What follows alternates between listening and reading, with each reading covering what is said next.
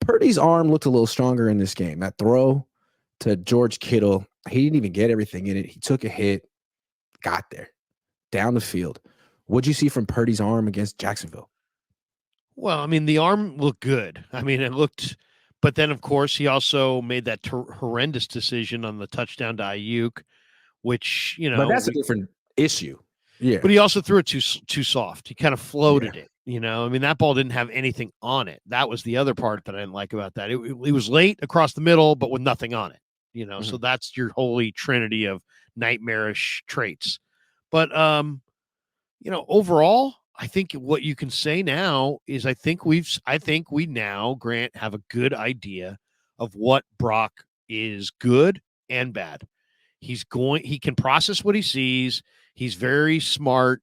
He knows where the pressure's coming. Several nuances. He plays the position like much better than most of the guys that were in his draft class for sure, and most young quarterbacks. But he also has 33 collegiate picks. He gets hyper aggressive. He tries to make a play. And the good side of Brock is what we saw yesterday. The bad side of Brock are turnovers.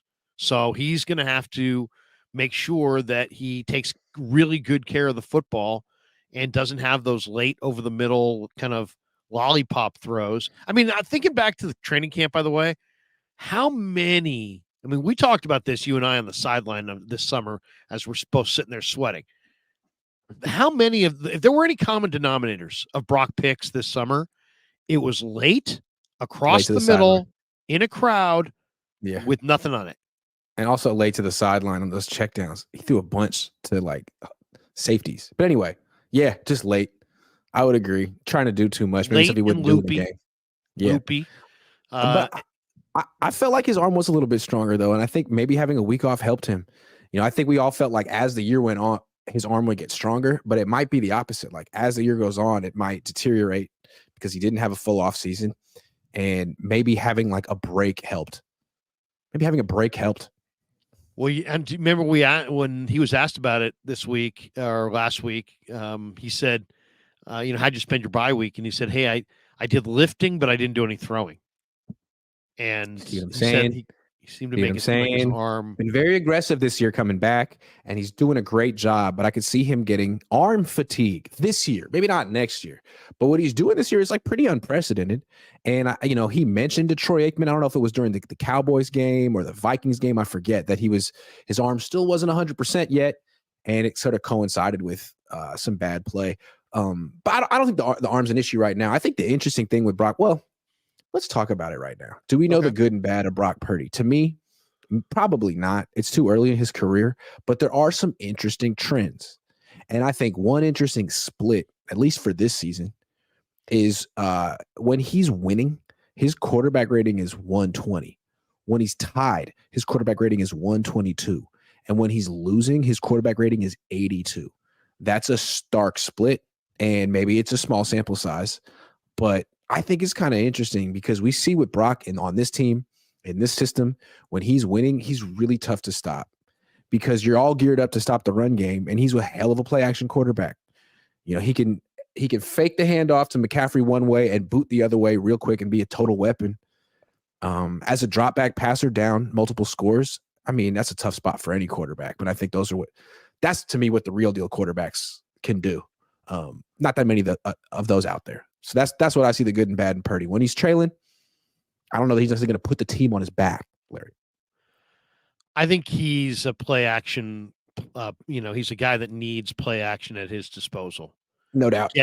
To create that extra space so that he can throw the ball into those bigger windows. So, I mean, he can roll left so well. It's something that not a lot of guys can do like that. Well, what I like is even when he gets knocked off his footwork or whatever, he can rebound quickly and put it still on the receiver's hands.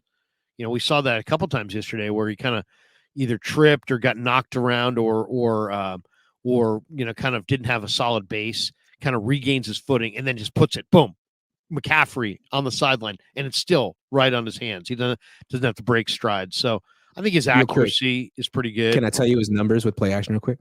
Yeah. This year? Okay, 76 completion percentage, 6 touchdowns, 1 pick, 139.6 quarterback rating. Yeah. I mean, you'd He's good like a off the guy play with a little action. bit more. Yeah, you'd like a guy with a little bit more of an arm. You'd like people to take shots off play action, but saving that, man, you can do so much with Brock Purdy off play action. So much. The other one that I think is a really indicative or revealing stat, Grant, is his pressure, his number against pressure, or his numbers against pressure. He was pressured 50% of his dropbacks yesterday against Jacksonville. He threw for 143 yards when pressured, 8 of 12, with 2 of those going for touchdowns. Against pressure in his career, 8 touchdowns, 1 pick. So if you pressure, he's such a smart guy as far as what he is, his playbook, that he understands where to go when there's pressure. So you're almost giving him defined reads when you send extra guys and you pressure him.